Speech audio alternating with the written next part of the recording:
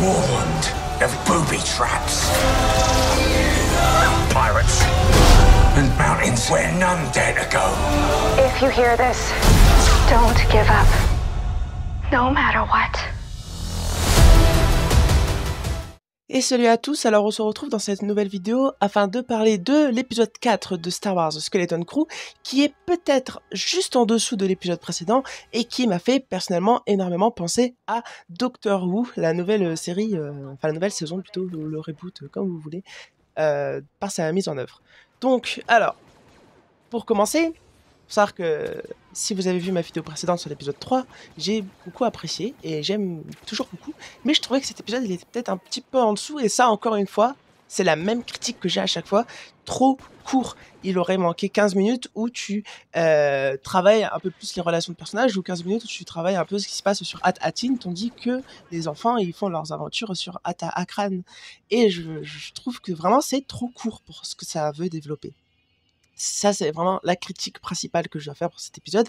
Et j'espère que l'épisode prochain, il fera plus de 40 minutes, parce que sinon, ça devient vraiment de l'abus, on va dire. Parce que là, c'est encore 35 minutes, entre 30 et 35 minutes, c'est de l'abus. C'est trop court pour un truc Star Wars. Je sais que c'est pour les enfants, entre guillemets, mais faut quand même pas abuser. C'est une série où t'as 8 ou 10 épisodes. Je suis désolé, mais tu fais pas des épisodes qui durent 30 à 20 minutes. C'est pas faisable. Tu fais entre 40 et 1 heure, comme Andor, ou comme toutes les séries, en fait, à part pour les séries pour enfants, comme je disais. Mais voilà, faut pas abuser non plus. Des séries de 20 minutes, t'as des séries d'animation pour ça. Bon, enfin bref. Donc, alors, du coup, les enfants se rendent aux coordonnées indiquées par, j'ai oublié le prénom de la hibou, de la chouette plutôt, mais il se trouve que c'est pas la bonne planète, et que ce n'est pas At-Atin, mais c'est At-Akran. Et il se trouve que sur At-Akran, eh bien, la société s'est effondrée, et il y a différents clans qui vivent sur la planète et qui s'affrontent. Ça m'a fait beaucoup penser à l'histoire du Capitaine Phasma dans le roman, Capitaine Phasma, où elle aussi, elle est sur une planète divisée, où la société s'est écroulée, et qu'il y a plusieurs clans comme ça qui vivent, mais avec des conditions météorologiques bien différentes. Et je trouve qu'au niveau des effets spéciaux, au niveau des décors, franchement, ça va. C'est peut-être l'une des meilleures séries Star Wars. Elles ont peut-être fait beaucoup plus d'efforts que sur Obi-Wan Kenobi.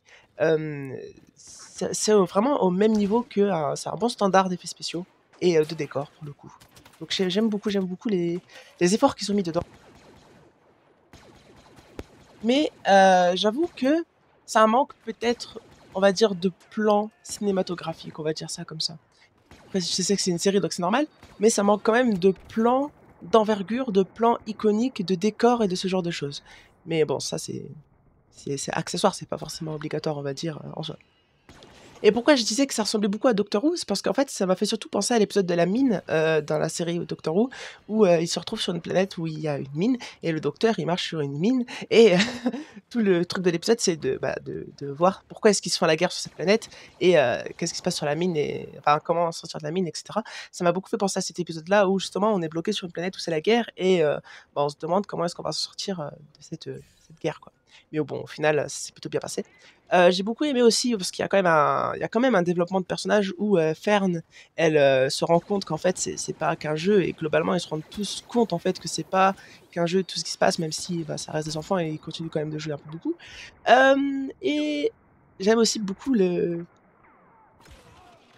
droïde, ce qui se passe avec le droïde à la fin. Je trouve que c'est vraiment c'est pas un cliffhanger, mais c'est un truc marquant vraiment qui a remonté la fin de l'épisode, puisque j'avouerai que cet épisode, j'ai peut-être trouvé un peu moins pridente, simplement parce qu'il était trop court et tu travailles pas. Alors, on travaille beaucoup les personnages, surtout Fern et l'éléphant, mais j'avoue qu'il manquait ce petit quelque chose pour dire voilà, il est complet, voilà, je suis rassasié, vous voyez. Genre, quand il y avait le livre de Boba Fett, t'avais 1 heure d'épisode, t'étais refait, tu te sentais bien, t'étais en mode ah, ça y est. C'est bien. Alors, je crois que dans les Boba Fett, il n'y a qu'un seul épisode qui durait 37 minutes, quelque chose comme ça. Tous les autres, ils duraient entre 40 et 1 heure, donc c'était cool. Mais là, j'avoue que la durée des épisodes, ça commence vraiment à me saouler, quoi. Et j'espère que tous les épisodes suivants, ils vont avoir une durée qui excède les 40 minutes, parce que sinon, c'est pas possible, quoi. Et encore, je dis 40 minutes, mais celui-là, il durait quoi, 39 minutes. Mais si t'enlèves les génériques et tout, ça fait quoi? Ça fait 35 et 30 encore, donc ça fait vraiment 30 minutes. C'est vraiment pas assez. Mais enfin. Et pour parler des visuels, encore une fois, je trouve que franchement les effets spéciaux et le lore, etc. que la série développe, je trouve que jusqu'à présent, c'est toujours aussi intéressant et toujours aussi clean et je kiffe toujours autant. Bref, c'est toujours pour l'instant une bonne série, malgré les quelques points où il y a du manque de cinématographie dans les plans et il y a du manque de volonté de faire dans la durée des épisodes. Et au-delà de ça, il y a toujours le développement des personnages. Il y a un développement des personnages dans cet épisode qui est vraiment supérieur. Il y a une histoire intéressante, du lore intéressant autour de cet épisode, ce qui fait que c'est un bon épisode en soi, même si je trouve qu'il est légèrement en dessous du précédent. Et ça à cause de la longueur qui permet pas d'avoir une digestion, on va dire, suffisante. Voilà. N'hésitez pas vous à me dire ce que vous en avez pensé de cet épisode. Moi je vous dis à plus pour de prochaines vidéos. Bye bye tout le monde.